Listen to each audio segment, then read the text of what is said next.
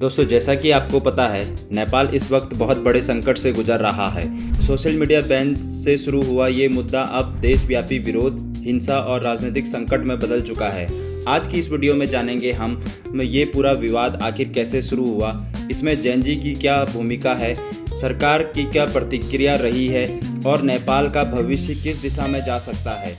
तो चलिए शुरू करते हैं इस वीडियो को। 4 सितंबर 2025 को नेपाल सरकार ने अचानक एक बड़ा फैसला लिया। फेसबुक, यूट्यूब, इंस्टाग्राम और एक्स समेत 26 सोशल मीडिया प्लेटफॉर्म को देश भर में बैन कर दिया गया। सरकार का कहना था कि ये कंपनियां नेपाल में कानूनी तौर पर रजिस्टर नहीं हैं और कानून का पालन नहीं कर रही हैं, लेकिन लोगों ने इसे अभिव्यक्ति की आज़ादी पर हमला माना। खासकर जेन जी ने इसे पर्सनल फ्रीडम छीनने जैसा महसूस किया और यही से विद्रोह प्रदर्शन की शुरुआत हुई। नेपाल की कुल आबादी में युवाओं की बड़ी हिस्सेदारी है। जेन जी यानी 1977 से 2012 के बीच पैदा हुई पीढ़ी बेहद सक्रिय है। सोशल मीडिया उनका सबसे बड़ा प्लेटफॉर्म था, पढ़ाई, रोजगार की जानकारी और सबसे बढ़कर अपनी राय रखने का माध्यम। इसलिए जब सोशल मीडिया बैन हुआ तो सबसे पहले जेन जी सड़क पर उतरी। उन्होंने सरकार से सवाल किए, आखिर हमारी आवाज को क्यों दबाया जा रहा है। शुरुआत में ये प्रदर्शन शांतिपूर्ण था, लेकिन कुछ दिनों में हालत बिगड़ गई। काठमांडू समेत बड़े शहरों में तोड़फोड़, आगजनी, सरकारी दफ्तरों और संसद पर हमले।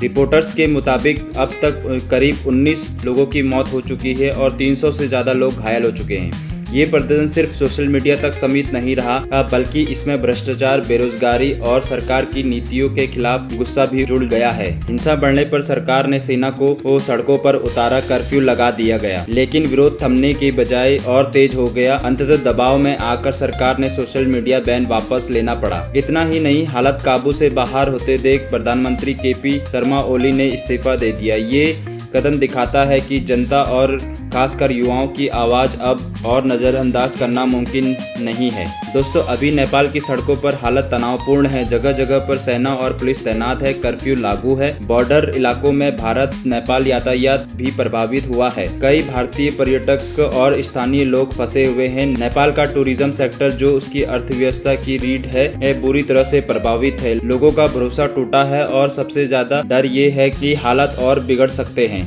अब हम जानते हैं कि ये आंदोलन सिर्फ सोशल मीडिया पर ही क्यों नहीं रुका। असल में ये प्रदर्शन भ्रष्टाचार और राजनीतिक परिवारवाद के खिलाफ भी है। युवाओं का मानना है कि नेताओं ने दशकों से सत्ता पर अपने परिवार तक सीमित रखी और आम जनता की सुध नहीं ली। उनकी मांगे हैं पारदर्शी राजनीति, ईमानदार नेतृत्व और युवाओं के लिए रोजगार। यानी ये सिर्फ सोशल मीडिया का नहीं, बल्कि नई राजनीतिक और सिस्टम बदलाव की लड़ाई है। नेपाल इस समय राजनीतिक अनिश्चितता में है। प्रधानमंत्री के इस्तीफे के बाद एक इंटरिम गवर्नमेंट यानी अंतरिम सरकार बनने की संभावना है। 2026 में आम चुनाव होने की उम्मीद है, लेकिन तब तक स्थिरता लाना आसान नहीं होगा। नेपाल के लिए समय बेहद नाजुक है। अगर सुधार हुए तो ये आंदोलन इतिहास बदल सकता है, अगर नहीं तो हिंसा और अस्थिरता और गहराई तक जा सकती है। तो दोस्तों, नेपाल का ये संकट हमें सिखाता है कि युवा शक्ति को नजरअंदाज नहीं किया जा सकता। सोशल मीडिया बैन ने लगाई आग, लेकिन असली ईंधन भ्रष्टाचार और बेरोजगारी था। अब आप बताइए, क्या आपको लगता है कि नेपाल जल्द ही स्थिर हो पाएगा या फिर ये आंदोलन लंबे समय तक जारी रहेगा? अपने विचार कमेंट्स में जरूर बताएं। अगर वीडियो जानकारीपूर्ण लगा हो तो लाइक और शेयर करें और ऐसे ही अपडेट के लिए चैनल को सब्सक्राइब करना मत भूलिए।